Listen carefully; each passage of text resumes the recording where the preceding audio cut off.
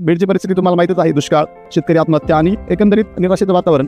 त्याच्यामध्ये एक न्यूजपेपर वाचून इन्स्पिरेशन आलं होतं की आपण काहीतरी समाजासाठी केलं पाहिजे. जरी एक अश्रू पुसायच आला त्याप्रमाणे आपल्याला रिअली काम करता येईल का, हा मला डोक्यात विचार होता आणि त्या विचाराने मी पोस्टिंग घेतली. गडचिरोलीला गेलो तेव्हा पण मित्र म्हणले की तिथं म्हणजे चांगलं खायला मिळणार नाही, मूवीज नाही, थिएटर्स नाही किंवा मेट्रोपॉलिटन सिटी नाही.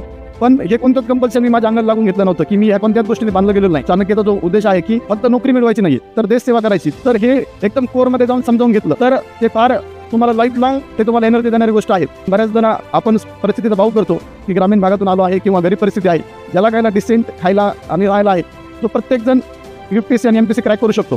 स्पर्धा परीक्षेत तुम्ही मॅक्सिमम लोक पास होतात, नाही झालात तरी आपल्या सर्वांमध्ये जी एनर्जी आहे ती आपल्याला आपल्या देशासाठी, आपल्या समाजासाठी वापरायची आहे. कोणत्याही क्षेत्रात गेलं तरी आपल्याला ती एनर्जी वापरता आली पाहिजे. चाणक्याचा माझ्या यशामध्ये फार महत्त्वाचा वाटा आहे आणि धर्माधिकारी सर तर स्वतःमध्ये एक इन्स्पिरेशन आहेत. पण ॲडमिनिस्ट्रेटिव्हमधले जर मॉरल इथिकल लीडर झालो तर 100% आपण 2070